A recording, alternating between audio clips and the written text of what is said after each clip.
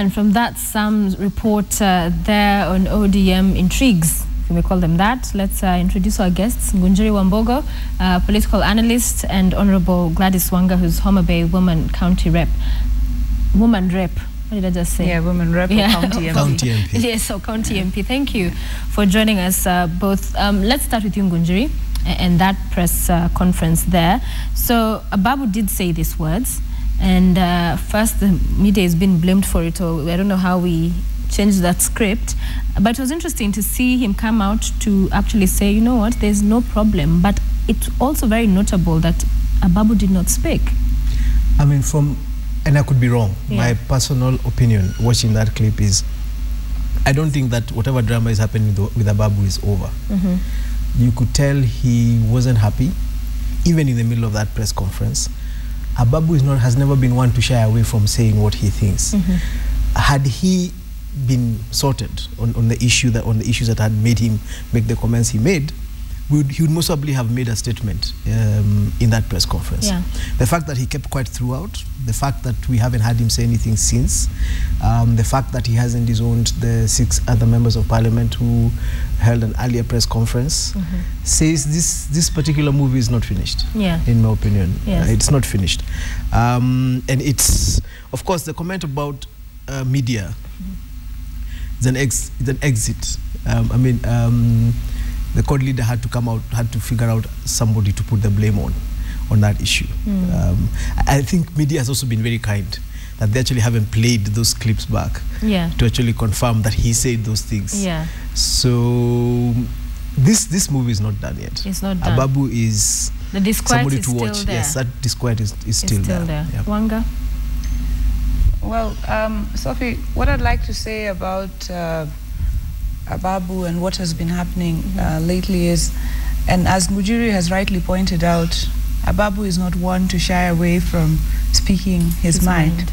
And therefore, we expect that when this push for referendum went through the party structures, which it did, we held an ODM parliamentary group meeting, Ford Kenya held their parliamentary group meeting, Wiper held their parliamentary group meeting, and at this fora, the push for the referendum was put on the table. Everybody spoke to what they think, and then immediately, and then we came out and put out resolutions, and all of us as a team went out to push for the referendum. And we launched Okoa Kenya, I think, last week, and Ababu was there, and Ababu put his signature at Ufungamano House to the referendum push, and therefore, if he hasn't said anything to the contrary, then I think we believe that Ababu is not one to be second-guessed as to what he thinks. And if indeed he said what he said in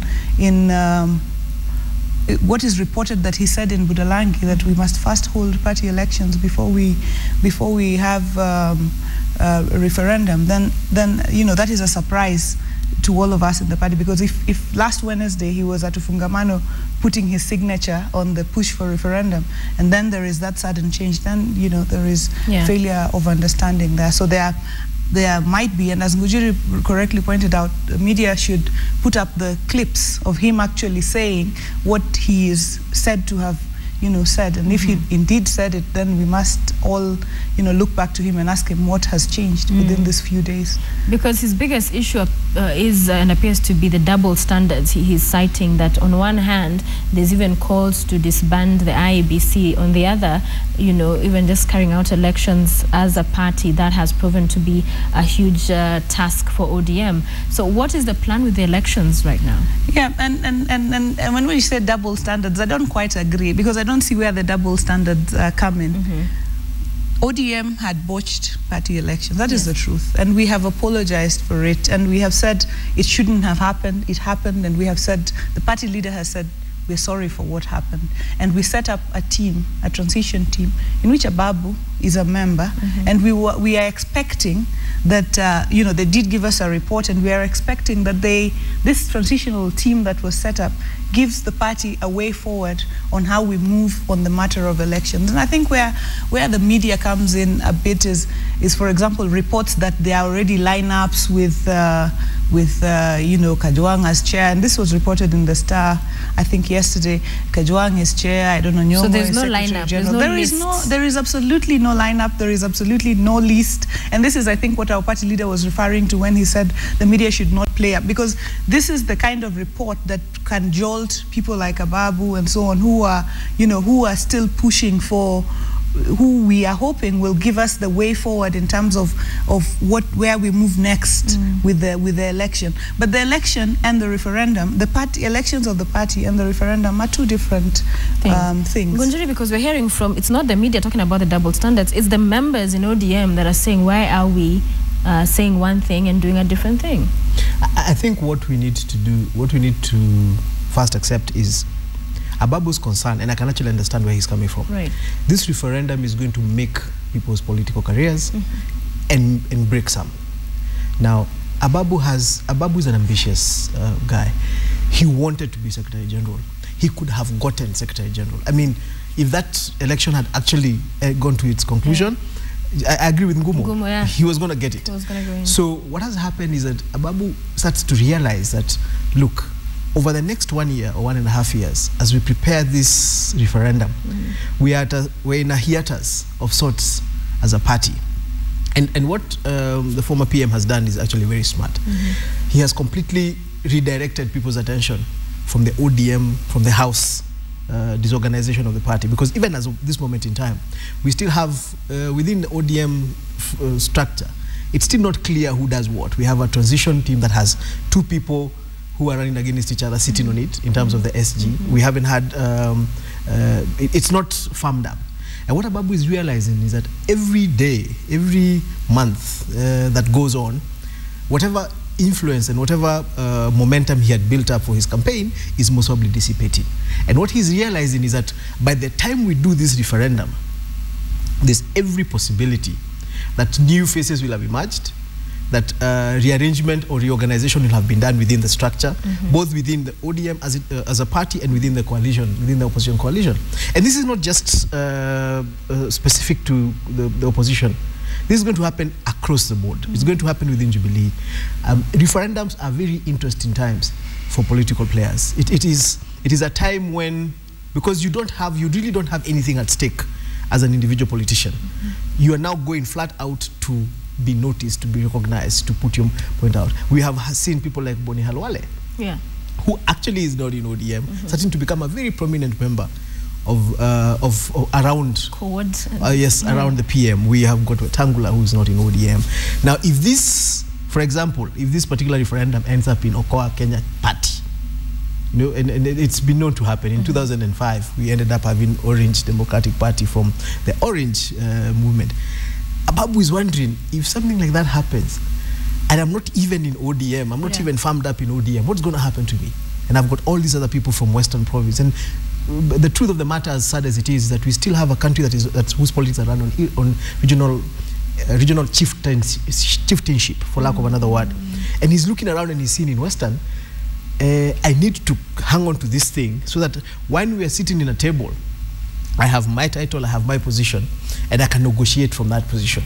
And now it's becoming clearer and clearer that that position is actually fading away. Yeah. That is his concern. His concern is not even connecting it to the referendum. I even saying, yesterday, just watching the news, the former PM said that they promised they will do those elections, I think this year. That's what I had. So the elections ideally should still happen before the referendum, because I doubt that referendum is happening this year. But you see, that's not what he's saying. His problem is that this referendum takes off, the elections will no longer be an issue, and because we will be told we need to arrange ourselves so that we win this referendum, if we are told so-and-so takes this position, so-and-so plays in this number, so-and-so plays in this number, he's done. Yeah. That is what he's fighting for, in my opinion. And as we continue with the conversation, I want to invite your thoughts. You can call us. Our numbers will be scrolling on your screen, can be part of this conversation this morning. But one of the things an article you wrote a while back was about the D in ODM being silence, the democracy. And I wonder if you still hold those views. You'll get your views from that. But when you hear some of your members saying it's ODM that needs Okoaring, not Kenya, what do you think about that? What I think about members coming out now to say that it's ODM that needs Okoaring, I think it's politics at play, really. Because so what is their issue? Because they are members, so this noise is coming from within. Yeah, and as I said, before we got to the point at which we are all out saying we want the referendum, we had in-house consultations. We sat as a parliamentary group. Everybody had a chance to voice their thoughts within the House. And every party must have, some level of discipline and some level of consultation. Although one of your members disagrees just on that point. I remember interviewing him here, Richard Onyonka, MP. He said there's not been that kind of consultation. They're invited for sessions and told this is the way we are going forward. So in that, one of your members has said that's not happening. Yeah, but I think there's a lot of politics at play. And this is not true. Because when politicians sit in a room, there is nobody who's going to say this is the way we are going and people agree. Right. Because people are given a chance, in any parliamentary group meeting, people are given a chance to say, this is the agenda we have today, can you give your views on it? And we came out and there was not a single dissenting voice on the matter of the referendum. And anybody who was speaking at the press conference yesterday should ideally ask themselves, are they not just trying to rock the boat? And on the matter that Ngujiri raised of the referendum defining new politics, it is true. And we want to see the skin. And I mean, you can actually say that it is good that we actually did not have the election, because we want to see those who pull through with the party on its agenda. And when push comes to shove, who will remain standing? And so to speak, this referendum might be what separates the wheat from the chaff in terms of who really will, stand with the party to the end. And I think people are starting to emerge, and people are starting to come out on various, thoughts, and the party members are watching. And so when we hold the elections, the party members, so this referendum is actually a blessing for the party, for us to really see where is the wheat, where is the chaff. When we go ahead, the party members can now see who do we stand with, who can be Secretary General of our party, who can be chair of our party, who can, and this will be all be redefined as we move forward. The playing field will probably not be the same when we get to the election, whenever we get to it. It will probably not be the same, because members will have seen, as we moved through the difficult times, who stood to be counted. And I think this is where everybody must now then just play it right. You might be playing your politics, but play it right. If you're a member of the parliamentary group, I would not be worried if the people speaking were just some people on the in other structures of the party that have not so far been brought together. But if you're a member of the parliamentary group and you go through a parliamentary group meeting, a series of parliamentary group meetings, we agree on the referendum, and then you come out later on to say, Okoa ODM Kwanza, you should have said it within the context of the parliamentary group meeting. And if you say it out there, then we have reason to question your motive in saying what you're saying. Is it not political? Is it political infiltration? We don't know. Do you think there's still democracy? You still doubt that D is for democracy? And what are your thoughts on Okoa?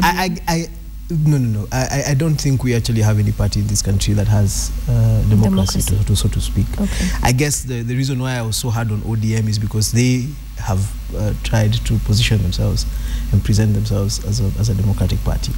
But then also coming back to this issue of the referendum, I really, really feel for Ababu. And just listening to Mheshimiwa tends to explain the kind of frustration that Ababu is at. You see, when the elections were called, referendum was not in the question. Had those elections gone the way they went, we would now have a different leadership of that party. That leadership could have refused the referendum. Do you get what I'm saying? For example, if Ababu and his allies have a problem with the referendum, they now don't have a platform to actually express it in the way. Yes, you can do it in a parliamentary group meeting, but let's be honest, that the elections of ODM were stopped by someone. That person is not a person you walk into a meeting and start saying that, no, we can't do a referendum. However, if you had gotten into a party position, if we had a party leadership, if Ababu had become, or even if he hadn't, if Zani had become Secretary General and beaten Ababu in a clean fight, what would actually be seen today is a conversation happening within ODM about whether or not a referendum is happening. Again, let me be honest, let me be fair. That conversation is not happening in any other party. It's not happening in Jubilee, in terms of when you see what has happened with the governors, as much as you can understand also. Yeah. Kabogo put it very cleanly. I can't be the one saying yes if the president is saying no. Now, that's what's happening in Jubilee. That's exactly the same thing that's happening in CORD. If somebody from CORD was to speak, they would say, I can't be saying no if the party leader is saying yes. So that's where we are as a country.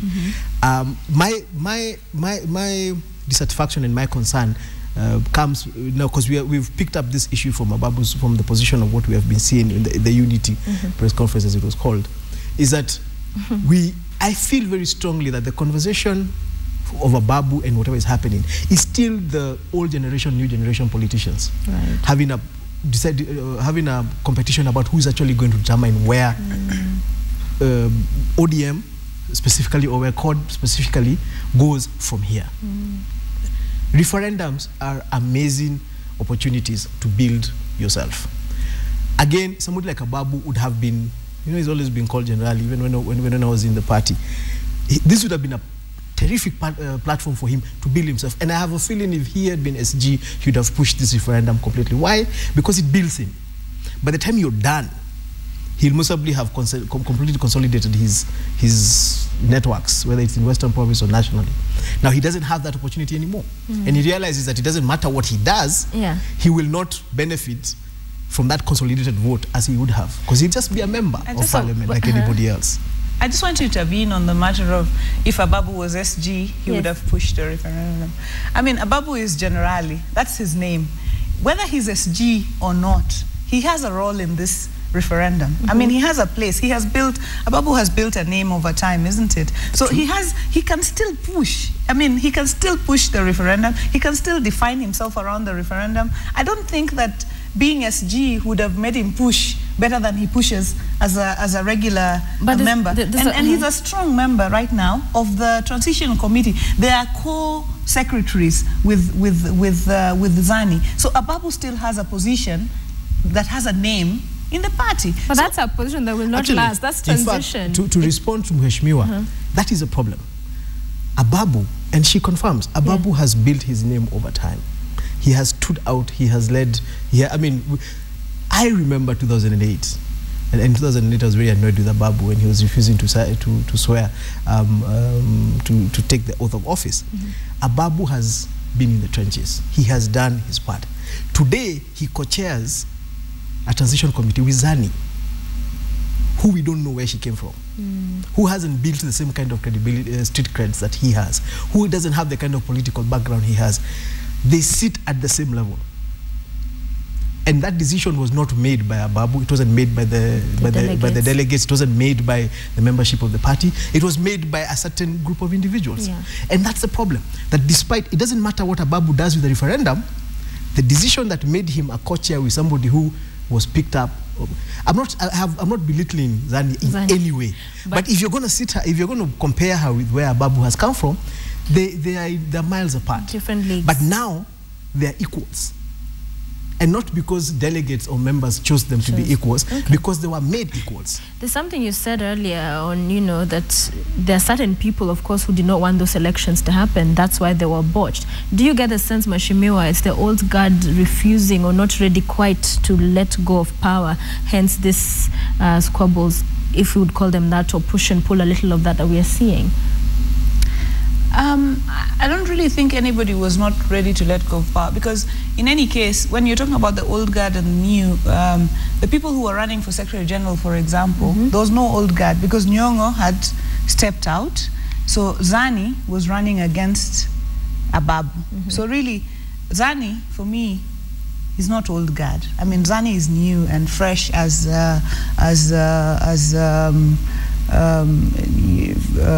Ngujiri put it, Zani is new, Zani is fresh, Ababu is new, Ababu is fresh. But had Ababu been the one to go in, some would argue he'd have been completely independent of the former PM party leader. If Zani would have gone in, some had argued she's been put there by the... I don't think Ababu would necessarily be completely independent. And if he were to be, then that would not be how parties are run, because Raila Odinga is the party leader. There would be a chairman of the party. There would be Ababu as the secretary general. There would always have to be consultation. If the party is to run well, there would always have to be consultation between whoever is the SG and the party leader. So you cannot cut that link. You cannot be too independent unless you want to run not too independent, the party but perhaps alone. not a pushover. I don't really. I mean, when you're secretary general of the party and the party has its membership, really the secretary general really listens to the voice of the membership of the party. So Ababu would have to listen to the membership of the party and consult with the party leader to move the party forward. So I mean, on matters of, unless you say that, Ababu wanted to run the party on his own mind, which I don't think any secretary general should do. You have to consult with the party membership. You have to consult with the party leadership, the party leader, and then build consensus around issues and run it in that manner. And I think that would have been the case either with Ababu or with Zani. Zani is not known, of course, as you say, to many people, but that I don't think, the fact that she wasn't known to many people should be enough grounds to say that she would be a pushover. In any case, Ababu is so loyal to the party leader that he swore to his name in 2008. So really, this... so there's no question of... Many things happened from 2008 to date. But then there's also something that we are overlooking. Ababu was not going to go in as SG alone. The team he had. He had a team.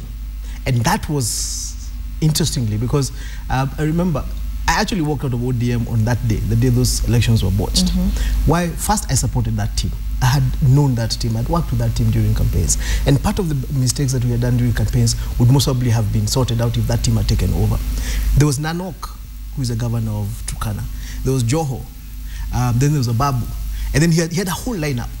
And the reality was, and we'd had a lot of conversations, a lot of rumors, some were rumors, some were substantiation, but there was a lot of conversation about the fact that his lineup was, there was a feeling that it was not very inclusive of other interests within the party. But that was his lineup. And if that election had been done, that lineup would most probably have taken over the party. So what was going to happen was not just Ababu, it was that lineup. It was that lineup, and I can tell you for a fact, Ababu is independent-minded, Joho is independent-minded, Nanok is independent-minded. What do I mean by independent-minded? It doesn't mean that they will not listen. Right. But they don't get pushed over. Now, if you have a party run by 3 people like those, it will most probably do a radical shift. I get the feeling that there's a lot of resistance from a radical shift within that party. Okay. That is my problem. And that resistance is now coming back again in this referendum conversation, and that's the push. And the referendum is actually going to affect the opposition, because again, this is the first time a referendum has been initiated from outside government. The last 2 referendums were initiated by government. Government will always have a lot more capacity to convince, in quotes or without quotes, people not to support or to support a particular process. What we are going to see over the next year, especially if this referendum conversation continues, is a lot of people within, especially the opposition, it will reorganize. As Mheshimiwa said, at the end of this, I agree with her. They will know who actually stands with that party or not. That doesn't necessarily mean that the people who will be standing with that party will be the right ones. The right ones. Okay, let's take some calls here. Steve is calling us. Steve, good morning. Good morning. Thank you for calling. Go ahead with your contribution. Okay, mine is to say that Ababu is organized.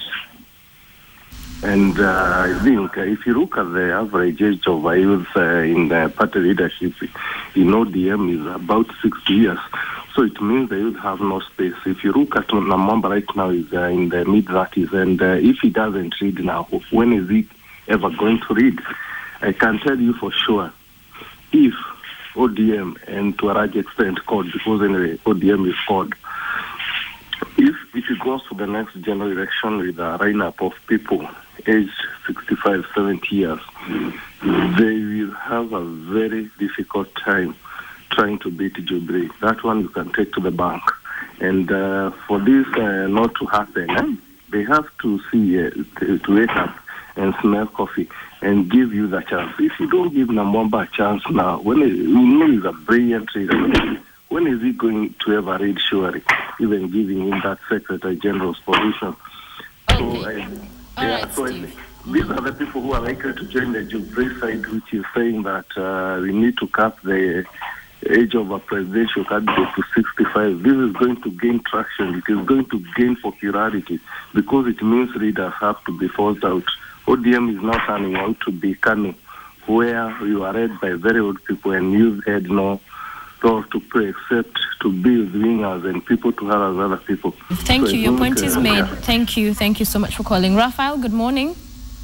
Morning. Raphael? Yes. Thanks for calling. Go ahead. Okay. That's number. Yes, morning. How are you? Well, go ahead with your contribution. Yes.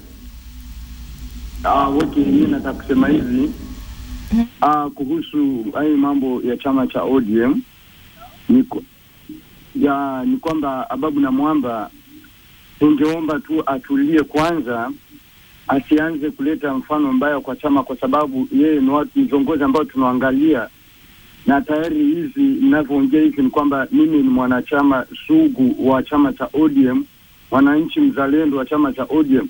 Sasa ile mambo wameanza kutufanyia fanyizi, tayari wanafanya mpaka mili yetu ina shake. So tunataka zile mashinani tunavyoeneza hichi chama cha ODM, ni wao pia pale washikilie ngazi hapo hapo, tafadhali wasitingise. Maana sasa hivi wanamconfuse baba sasa hivi wanamtatiza kila mara. Maana sasa hivi baba ametulia kutunga sheria kuhusu mambo ya referendum. Sasa wakianza kuanza kutupiana maneno huku na kule, njia moja hapo kupatia kile chama kingine cha Jubilee nguvu ya kwamba kuona kwamba tayari Odinga ameshindwa na kuongoza chama cha ODM. Lakini si hivyo. Tunataka Ababu na Mwamba ashikilie kama vile Joho anavyofanya. Wabakie hapo hapo. Mimi ninaudhika sana, maana wao ndio wamefanya mpaka nikanunua Zuku, nikanunua TV kwa ajili yao, ili kuona mahali wanapokuelekeza. Thank you very much. Sawa, Raphael. Thank you for calling. So Steve is holding a different opinion from Raphael. Let's begin with Steve's comment. He says average age of the leadership, he's talking about 65, and then they need to let their bubbles come up. What do you say to that? Yeah, and I agree totally, because there are several young leaders, including myself, coming up within ODM. We require, the space to grow within ODM. I don't think, I think, overall, usually, to sometimes for change to occur, it's not an easy thing. I mean, nobody in politics, just like the Bible says, the kingdom of God as well. In politics, nobody steps out for you and says, okay, now your time has come. Yeah. But as we find our space within the party, I think over time, history has it, you must align. You must not cause.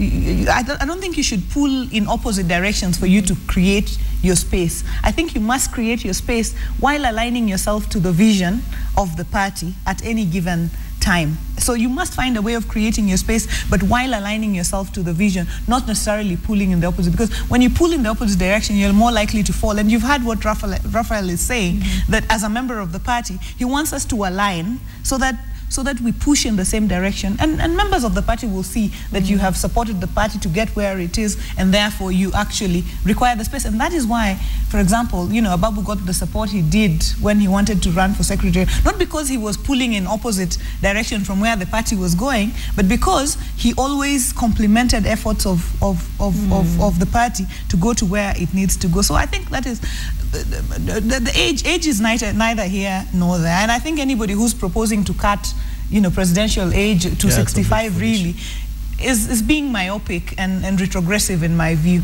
Because today, I mean, you can do that. You cannot make law for one person. You cannot go and cut at the presidential age because you want to lock out Raila Odinga, as if your age is not advancing yourself.